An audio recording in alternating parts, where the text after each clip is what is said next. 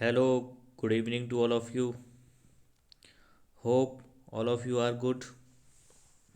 Okay, today we will discuss the general science part of ACC Serial 127 paper. This session will be very important for you. Okay,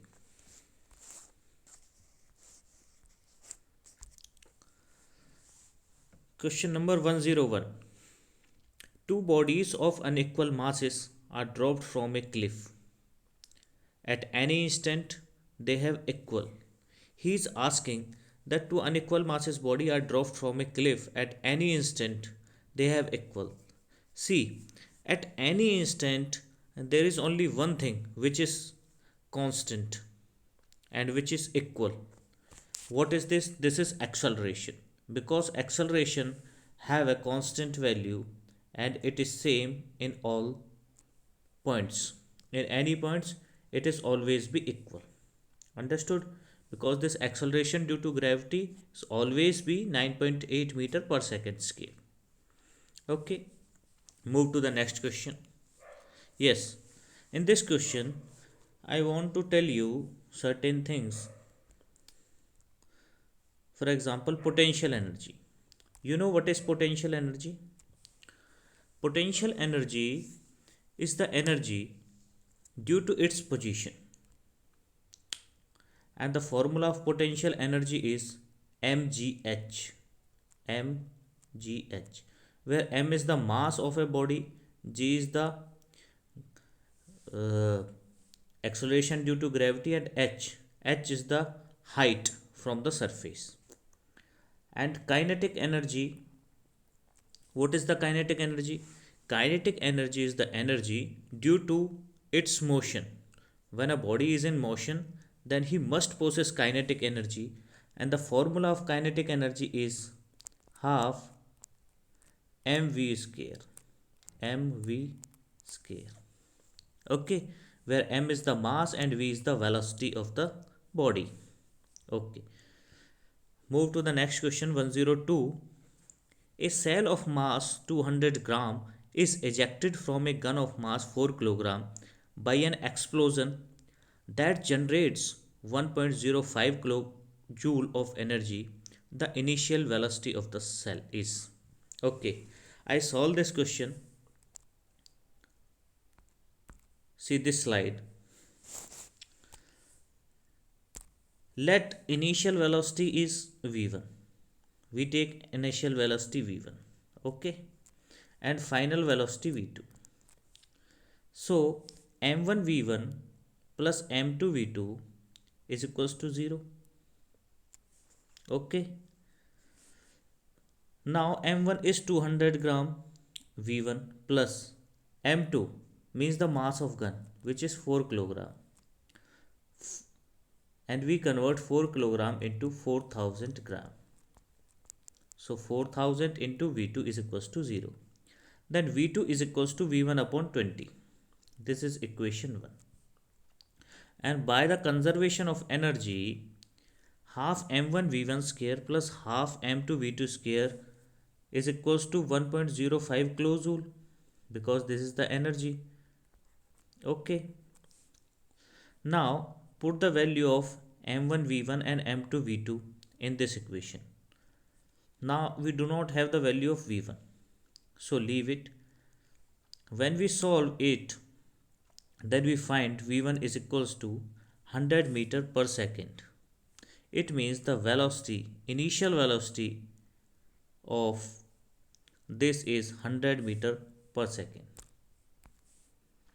You can also take the screenshot of that picture. So option A is correct. Initial velocity of cell is 100 meter per second. Okay. Question 103. Unit of electric current is. Unit of electric current is coulomb per second. Option A is correct. And we can also write coulomb per second ampere. We can write it ampere or coulomb per second. Both are same. 1 ampere is equals to 1 coulomb per second. Okay. Then what Newton per second? This is the unit of which quantity? This is the unit of impulse. You know the term impulse. Impulse is equals to, here I write, impulse is equals to force upon time. So we measure force into Newton and time in seconds. So Newton per second is the unit of impulse. Option third, Farad. Farad is the unit of capacitance. Capacitance. And what is the unit of power? Okay. Move to the next question. Question 104. The velocity of sound is maximum in. Okay. See, sound की जो velocity होती है वो सबसे ज़्यादा होती है solids में, उसके बाद लिक्विड्स में और उसके बाद गैसेस में सबसे कम होती है। तो इसमें देखिए सबसे जो सॉलिड है वो है स्टील, चारों ऑप्शंस में से, तो option C is correct, steel. और वैसे भी सॉलिड्स में अगर बात करें तो स्टील में सबसे ज़्यादा होती है, it means option C is correct. कई बार क्या होता है, ऑप्शंस में स्टील ना होके सॉलिड दे दिया जाता है। अगर इसमें आयरन होता तो iron will be the answer, because air में सबसे कम होगी, ओके, वाटर में उससे ज़्यादा होगी, केरोसिन ऑयल में उससे ज़्यादा होगी और आयरन में सबसे ज़्यादा होगी। मीन्स सॉलिड में सबसे ज़्यादा होती है वेलोसिटी ऑफ साउंड, उसके बाद लिक्विड्स में, उसके बाद गैसेस में। Okay. Question 105. The change in linear momentum of a body is blank to force applied on it. So we all know that the change in linear momentum of a body is always directly proportional to the force applied on it. So option B is correct. And this is the Newton's second law of motion. Okay. So you should also remember this, that this is the Newton's second law of motion. Question 106. A particle which is similar to electron is, then it is beta particle. Beta particle and electron are similar particles. Okay. Question 107. Which of the following contain both ionic and covalent bond? See, NaOH is the compound which contain ionic as well as covalent bond. Okay. And all three other options, they contain covalent bond. H2O में भी covalent bond है, C6H6 ये benzene का chemical name है, इसमें भी covalent bond है। CO2 carbon dioxide, इसमें भी कोवलेंट बॉन्ड है। तीनों में कोवलेंट बॉन्ड है, सिर्फ NaOH एक ऐसा वो है जिसमें आयनिक बॉन्ड भी है और कोवलेंट बॉन्ड भी है। Okay. Question 108. Question 108. Consider the following statements. Nitric acid is used in the production of fertilizers. Yes, it is correct. We use nitric acid in the use of production of fertilizers. Okay. Urea ammonium nitrate, उसमें nitric acid का use होता है। Second statement, sulphuric acid is used in the production of explosives. Yes, this is also correct. So option C is correct. Both 1 and 2 both are correct. देखिए जो sulphuric acid है इसका जो use है हम फर्टिलाइजर्स बनाने में भी करते हैं। सल्फ्यूरिक एसिड का यूज़ फर्टिलाइजर्स में भी किया जाता है, सिंथेटिक डिटर्जेंट्स बनाने में भी इसका यूज़ किया जाता है, ड्रग्स में भी इसका यूज़ किया जाता है सल्फ्यूरिक एसिड का, और एक्सप्लोजिव्स में भी इसका यूज़ किया जाता है। तो आप ये याद रखेंगे। Okay. Question 109. Trona is an ore of. Trona is a ore of sodium. Option A is correct. Trona sodium की और है। Okay. Question number 110. Which of the following is known as white pigment? देखिए इसका जो correct option है वो zinc oxide है, और कई बार टाइटेनियम में भी ऑप्शन दे दिया जाता है। तो अगर टाइटेनियम में ऑप्शन आता है तो टाइटेनियम ऑक्साइड इसका सही क्वेश्चन आंसर हो जाएगा TiO2। टाइटेनियम डाइऑक्साइड होता है TiO2, ये आप ध्यान रखेंगे। कई बार क्वेश्चन यही होता है, ऑप्शंस चेंज कर देता है वो जिंक में ऑप्शंस ना देके टाइटेनियम में ऑप्शंस दे देता है। तो you should know that titanium dioxide भी वाइट पिगमेंट होता है।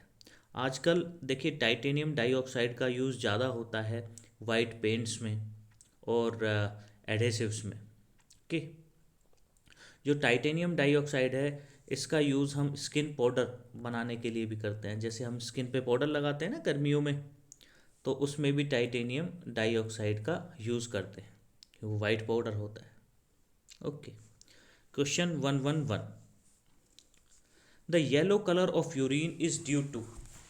देखिए जो यूरिन का येलो कलर होता है वो होता है उसके यूरोक्रोम पिगमेंट के कारण।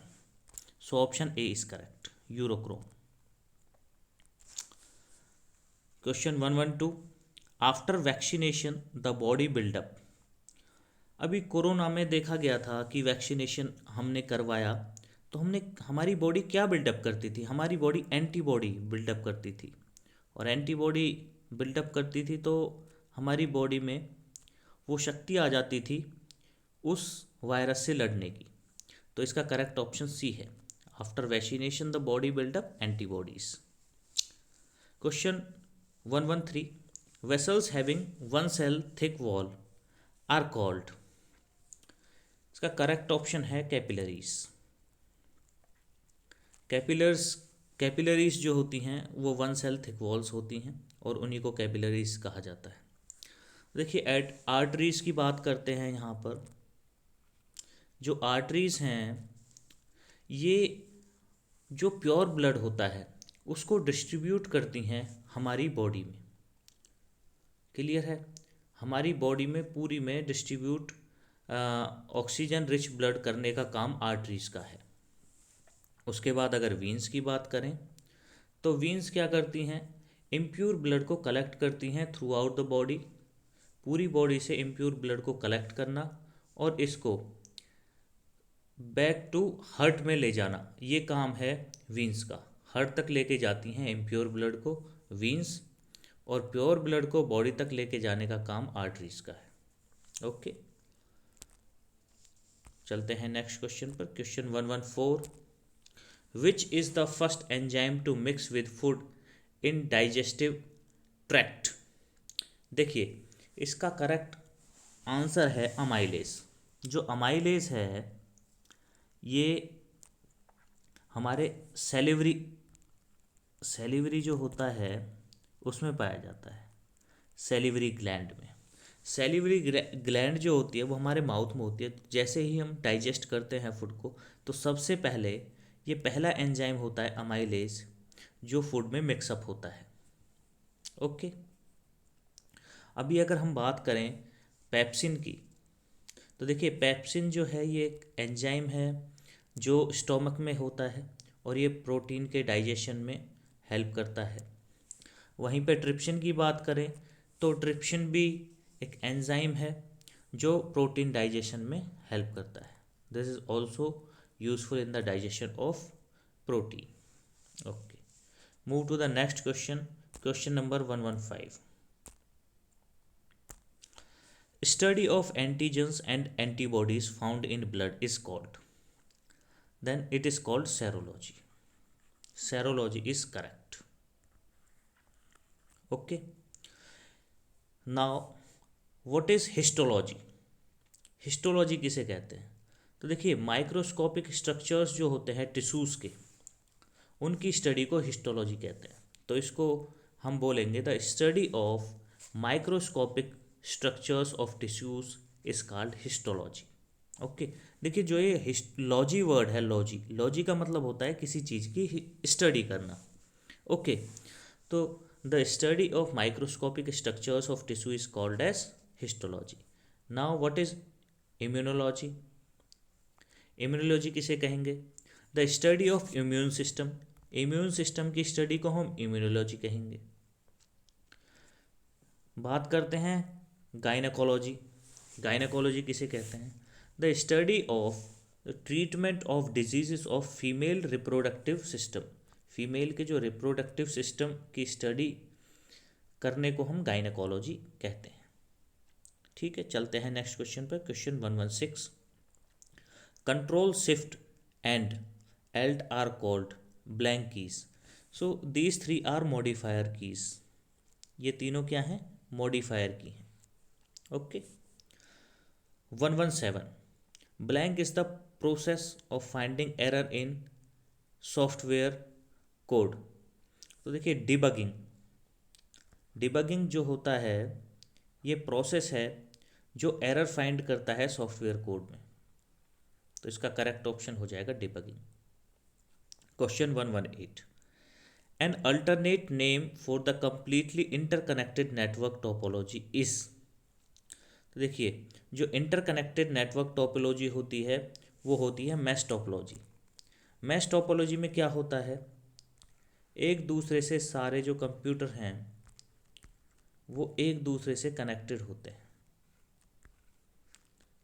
ये मैश टोपोलॉजी है। अगर आप देखेंगे तो एक दूसरे से सभी एक दूसरे से कनेक्टेड होते हैं, उसी को हम मैश टोपोलॉजी कहते हैं। Okay. Question 119, the binary number 11000101 has blank bytes. अब देखिए इसमें पहले हमें देखना है बिट कितने हैं। तो अगर आप काउंट करेंगे 1 2 3 4 5 6 7 8, 8 बिट हैं। और जब 8 बिट मिलके क्या बनाते हैं? 1 byte. So option A is correct, option A is correct, 1 byte, क्योंकि 8 बिट हैं। देखिए इनको हम बिट बोलते हैं। जब भी किसी बाइनरी नंबर को लिखते हैं हम, तो या तो हम लिख सकते हैं उसको या तो 0 या 1। तो 0 और 1 जो होता है इनको हम बिट बोलते हैं, ये बिट हैं, 0 भी बिट है 1 भी बिट है। ओके। तो देखिए 4 बिट मिला के अगर 4 बिट होती हैं तो उसको हम बोलते हैं निबल।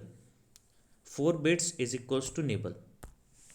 मैं यहाँ पे आपको बता देता हूँ, 4 bits is equals to nibble, 1 nibble. 4 bit को हम एक निबल बोलते हैं और 8 बिट्स को हम बोलते हैं एक बाइट। क्लियर है? चलते हैं नेक्स्ट क्वेश्चन पर। Question 120, the blank tells the computer how to use its component. तो देखिए कौन बताता है कंप्यूटर को कि कैसे उसके कंपोनेंट्स को यूज करना है? तो वो बताता है operating system. So option C is correct, operating system. Question 121, what percent of sun's energy is radiated back into space. तो देखिए 30% एनर्जी सन की वापस स्पेस में चली जाती है और जो 70% है, 70% वो एब्जॉर्ब हो जाती है बाय द एटमॉस्फेयर। एटमॉस्फेयर उसको एब्जॉर्ब कर लेता है और जो 30% है वो वापस स्पेस में चली जाती है। तो इसका ऑप्शन हो जाएगा option A. Question 122, wet agriculture is practised mostly in. देखिए जो वेट एग्रीकल्चर है ये सबसे ज़्यादा, देखिए नॉर्थ इंडिया में भी इसको हम प्रैक्टिस करते हैं, लेकिन इन ऑप्शंस में सबसे ज़्यादा जो है वो केरला में इसको प्रैक्टिस किया जाता है। Question 123, all the non living part of an ecosystem are referred to as. Non living parts, non living parts means abiotic. So the correct option is option C, abiotic factors. अगर हम बात करें biotic factors की, तो biotic factors का मतलब होता है living organism.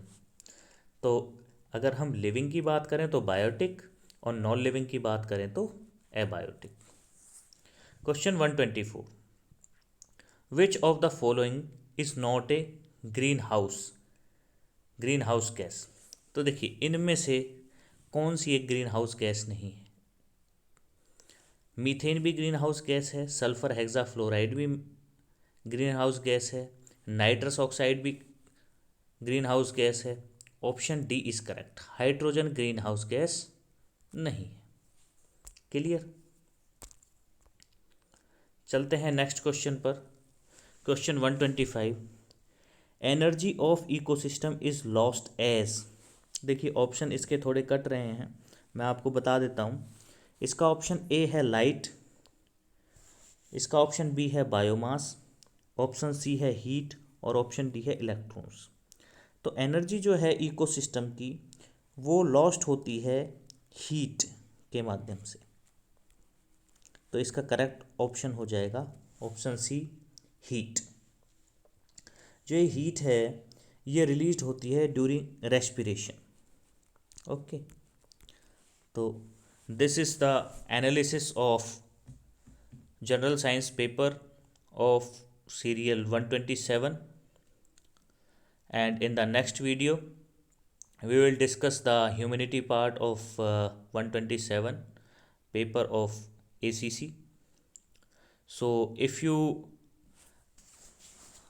like this video and you need more videos regarding ACC, then like and subscribe the channel. Thank you. We will meet in the next video.